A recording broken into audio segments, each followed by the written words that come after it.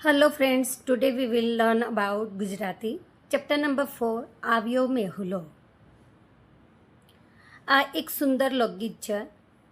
લોકગીતના કોઈ કવિ હોતા નથી. વિદ્યાર્થી મિત્રો, આવ્યો મેહુલો એ શું છે? લોકગીત છે, બરાબર? અને લોકગીતમાં કોઈ કવિ હોય નહીં. લોકગીત લોકો દ્વારા સર્જાય છે. પ્રસ્તુત લોકગીતમાં વરસાદ આવતા જળ ચેતન સૃષ્ટિમાં આવતા પરિવર્તનનો નિર્દેશ કરવામાં આવ્યો છે.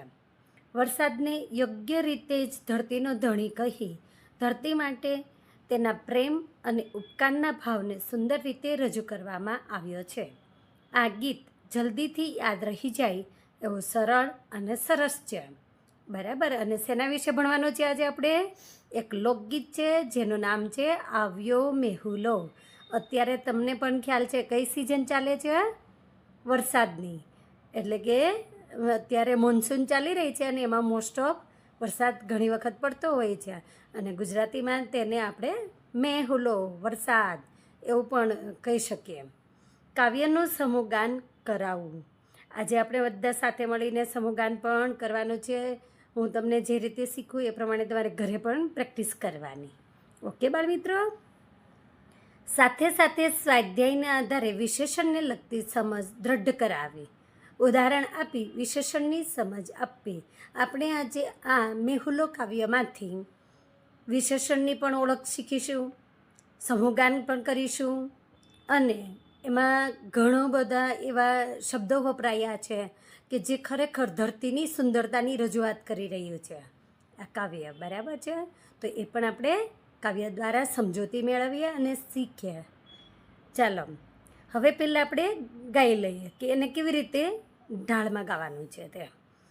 ઉત્તર ગાજ્યા ને દખણ વરસ્યા રે, મેહુલે માંડ્યા મંડાણ, આવ્યો ધરતીનો ધણી મેહુલો રે, આવ્યો ધરતીનો ધણી મેહુલો રે.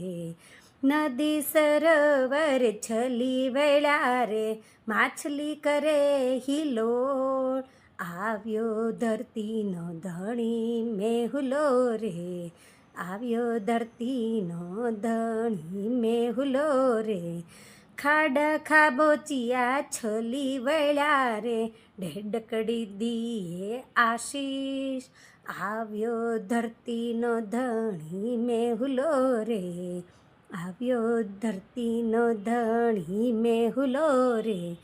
ધોરીએ લીધા દૂરી ધોસરી રે, ખેડૂએ લીધી બેવડી રાશ, આવ્યો ધરતીનો ધણી મેહુલો રે, આવ્યો ધરતીનો ધણી મેહુલો રે.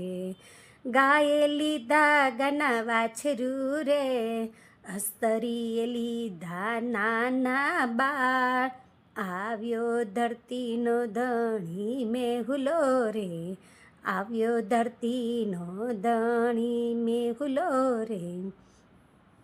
વિદ્યાર્થી મિત્રો, આ રીતે આપણે ગાઈ શકીએ, અથવા તો આના કરતાં પણ સારી રીતે જો તમને અલગ ઢાળમાં આવડતું હોય તો તમે પણ તમારી રીતે ગાઈ શકો છો.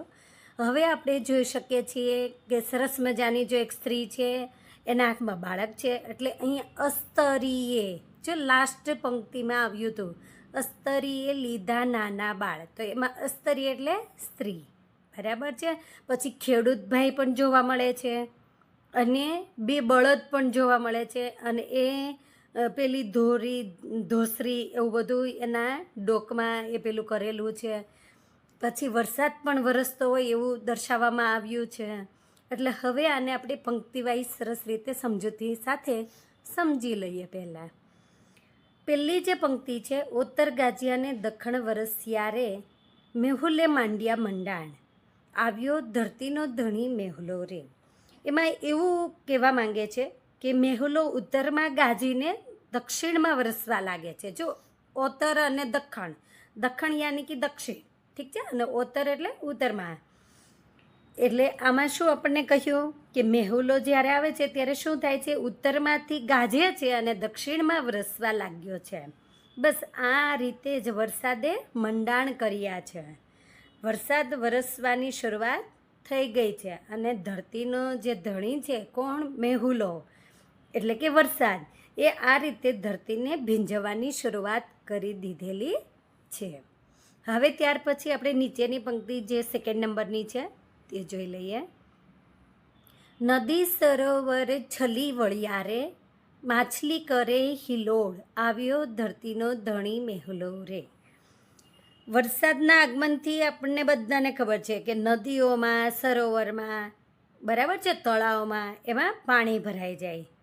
ઓકે બાળકો, તો આમાં શું કહેવા માંગે છે કે વરસાદના આગમનથી એટલે કે વરસાદની શરૂઆતથી વરસાદ જેવો આવ્યો એટલે નદીમાં અને સરોવરમાં પાણીથી પૂરેપૂરા ભરાઈને છલકાઈ ગયા છે. ઘણી વખત જોયું છે ને તમે, ગામડામાં તે ડેમ હોય, તળાવ હોય, નાની નદીઓ હોય, તો એ બધામાં પાણી ભરાઈ જાય, ઘણી વખત ઓવરફ્લો થતા હોય એટલે કે છલકાઈ જતા હોય છે. આવું આપણે બધાએ જોયું છે. પણ એવું બધું ક્યારે પોસિબલ છે? વરસાદની સિઝનમાં એટલે કે મોન્સૂનમાં, ચોમાસામાં. પાણીમાં રહેનારી માછલીઓ પણ ભરપૂર પાણી મળવાથી ખુશાલીમાં આવી અને ગેલ કરવા માંડે છે, ગમ્મત કરે છે. બરાબર, જો આપણને પણ કેવી મજા આવે હે ને વરસાદમાં નાહવાની, તો પછી માછલીને તો મજા જ આવે, કારણ કે એ તો પાણીમાં જ રહે બાળમિત્રો.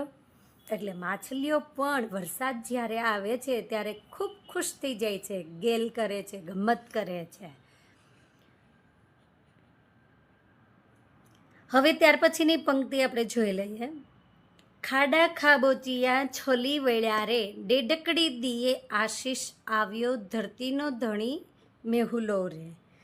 હવે આપણને ખ્યાલ છે કે જો ખાડા ખાબોચિયા એવું તમે પણ જોયું જ હશે કે ઘણી જગ્યાએ વરસાદ આવવાથી એવા ખાડા પડી જતા હોય, બરાબર છે, બહુ મોટા ભવા થઈ જતા હોય.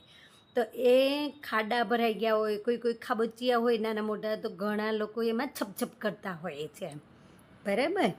એટલે એ બધું વરસાદથી પાણીથી ભરાઈ જતું હોય. તો આમાં શું કહેવાય છે કે નાના મોટા ખાડા અને ખાબોચિયા પણ વરસાદના પાણીથી પૂરેપૂરા ભરાઈને છલકાવા લાગ્યા. ડેડકડી દીએ આશીષ, આવ્યો ધરતીનો ધણી મેહુલો રે. એટલે કે જે દેડકીઓ છે એ પણ પાણીથી તૃપ્ત થઈને આશીર્વાદ આપી રહી છે. ધોરીએ લીધા ધૂરી ધોસરી રે, ખેડૂએ લીધી બેવડી રાશ, આવ્યો ધરતીનો ધણી મેહુલો રે. ગાયે લીધા ગાના વાછરું રે, અસ્તરીએ લીધા નાના બાળ, આવ્યો ધરતીનો ધણી મેહુલો રે. બળદોએ પોતાના કાંધ ઉપર હરખભેર ધોસરી લીધેલી છે અને ખેડૂતે બેવડી રાશ પોતાના હાથમાં પકડેલી છે. અને ત્યાર પછી જે ગાયો છે એ ગાય પણ પોતાના વાછરુંને કોટે વળગાડે છે. અને જે સ્ત્રીઓ છે એ સ્ત્રીઓ પણ પોતાના નાના બાળકોની છાતીએ વળગાડે છે.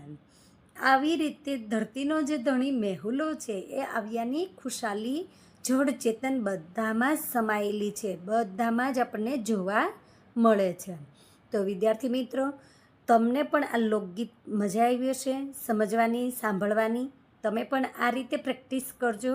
અને ઘણા બધા તમારે છે ને શબ્દો પણ એ કરવાના છે, જે ઉત્તર, દખણ, આશીષ, અસ્તરી, એવા બધા યાદ રાખવા પડે. અસ્તરી એટલે સ્ત્રી થાય, આશીષ એટલે આશીર્વાદ થાય. આવી રીતે યાદ રાખવાનું. ઉત્તર એટલે ઉત્તર, દખણ એટલે દક્ષિણ. આ ટાઈપનું તમારે પ્રેક્ટિસ કરવાની છે. Okay, thank you for watching my videos. I hope you like the video. Keep learning Gujarati and growing.